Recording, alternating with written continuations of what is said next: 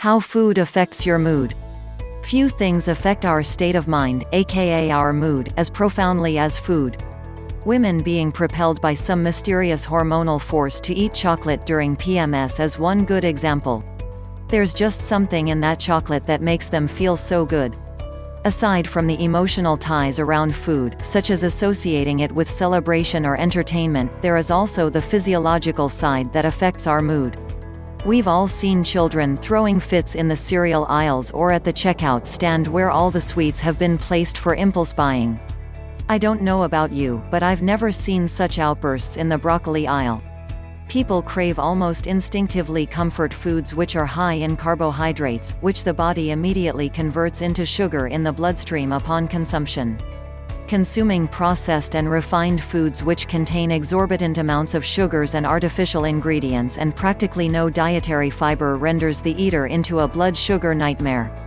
Even cooked starches that some consider healthy, such as potatoes, rice and pasta, are converted into simple sugars quickly in the body. This gives an immediate burst of false energy and a short-lived sense of well-being, followed by a nasty letdown and what some call self-induced hypoglycemia. In order to feel better after the letdown phase, which can make people feel exhausted, cranky and unable to focus, the body compels one to simply eat more of the substance that gave it that happy rush in the first place.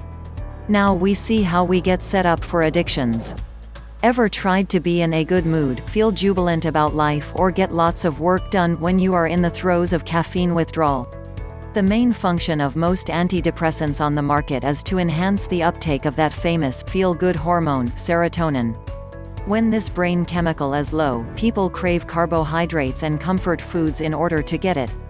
But if we learn how to nourish the brain properly, we need not suffer from nutrient or serotonin deficiencies, and consequently we can avoid the addictions that keep us bound to the constant highs and lows. There is a sound and foolproof way to accomplish this. One of the main reasons a raw vegan diet is so helpful in maintaining stable moods is due to the fact that there are no toxins, addictive substances or artificial ingredients in living foods. Moreover, raw foods are loaded with fiber to keep the intestinal tract and colon in tip-top shape as well as clean. If the colon is overloaded with waste, this waste is recirculated in the bloodstream again and again.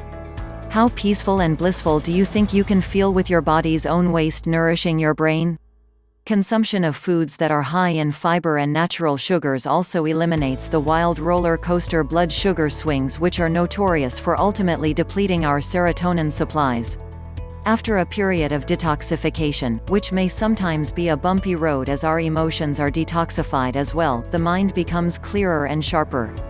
Better health also brings an improved outlook on life and renewed hope that other improvements are possible.